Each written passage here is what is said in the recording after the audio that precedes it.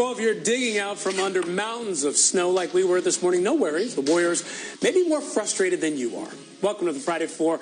Ryan Smith here in for Bob Lee. That's right. Lots of departures this week. Le'Veon Bell is no longer a Steeler. You no longer have to be a huge winner to win a Cy Young. And the NFL in its marquee matchup said peace to Mexico City, and that's just scratching the surface. So we don't just scratch the surface here, though. That's why Chineo Gumake is here. Going deep on whether college basketball's best player could play tight end, Will Cain is in the house. Host of the Will Cain Show, digging in on how a slot machine could impact that big game of the year. And Jeremy Schaap, whose deep thoughts on Jake DeGrom will shock and amaze you, I think. Probably not.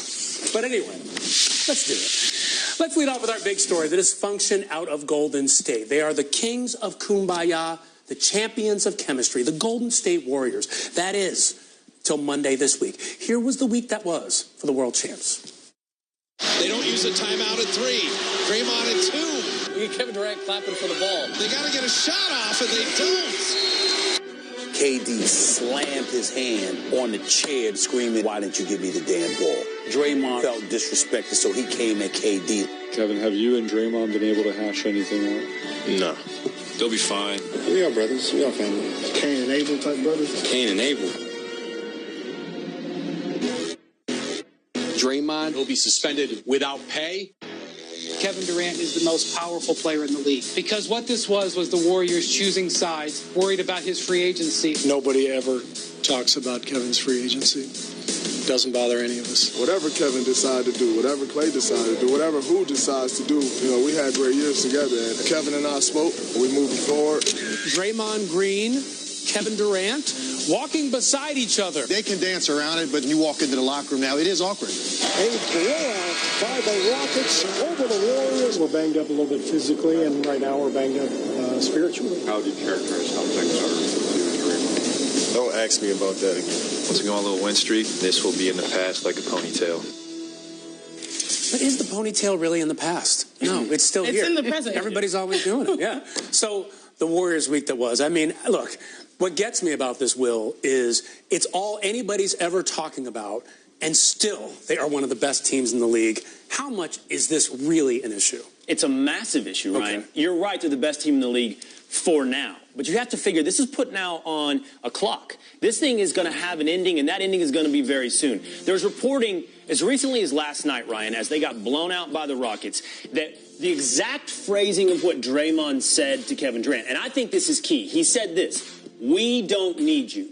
Now, the "don't need you" part is like Twitter come to life, right? That's all of KD's fears come to life. What he had shadow accounts to fight on the internet came out of Draymond's mouth to his face. We all burners. Yes, good. but you know what? That's not the headline. The headline is the we. That's because it creates an us and you.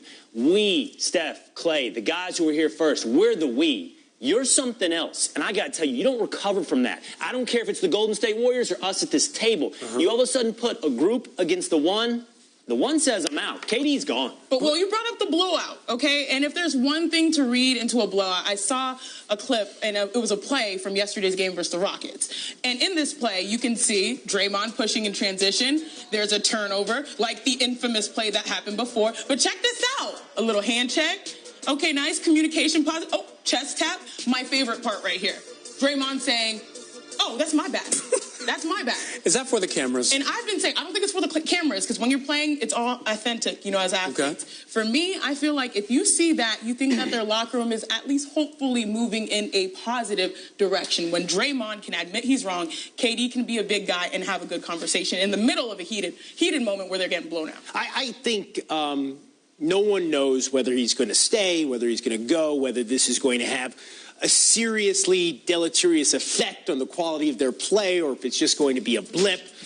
I think it really raises more philosophical issues than anything. I'm actually I'm not surprised. Right. No way. No, I'm serious. Okay. Like, because, I mean, this is the nature of the human condition, right? Enough is never enough. There always has to be more. There's always something that topples empires. There's always something that leads to this is disunity. that moment? You think this is that moment? It might be. I'm not could be the saying, but elephant in the the point of room. the matter is, we get to the moon. The next thing you want to do is go to Mars. Nobody likes sharing credit. Everybody wants to be the star. And when you bring stars together, when they align like this, it doesn't mean they're going to do so permanently. You know what I think is interesting? And Will, you brought up this point. If that's what was said, we don't need you. I think the we part becomes interesting because based on the Warriors' reaction, suspension, $120,000 fine. Is Draymond part of the we? And can you get suspended for saying that on a team? Yeah, I want my 120 grand. I can understand why he's appealing. But the even bigger issue here for me is, to me, I think what's interesting is both the media and maybe in some ways the Warriors are making this a bit of a binary choice. It's either KD or Draymond.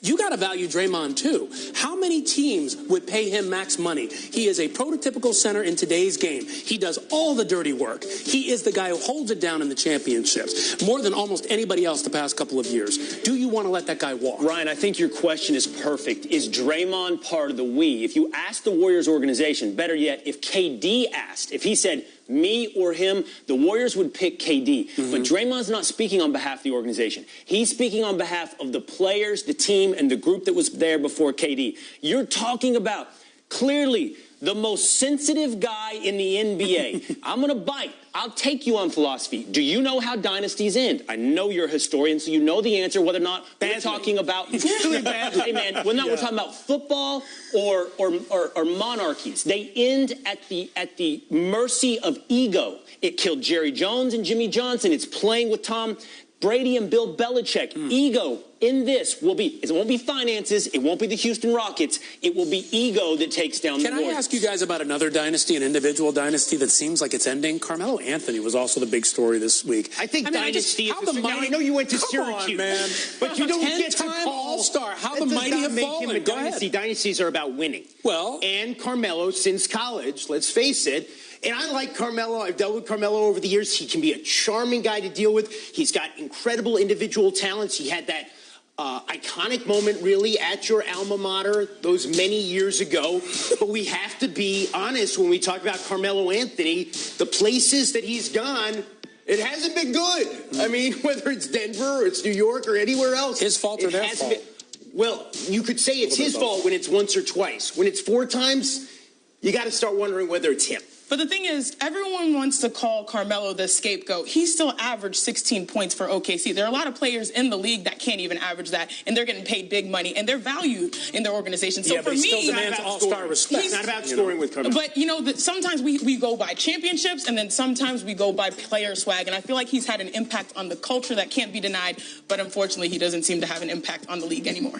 I do think Carmelo has been scapegoat a little bit. I think both of you can be right. Jeremy, he's been at the centerpiece of several failures in the NBA. Several franchises did not live up to expectations. But you're going to tell me 10 games, and you know exactly his effect on this franchise? Please. 10 games, and he's all of the problems? No. Yeah. You must know something. And it's hard to buy that was a kumbaya parting as well, just like they're trying to play at both sides. So we'll see what happens with Carmelo. So, coming up, how many footballs can Floyd Mayweather get? And Zach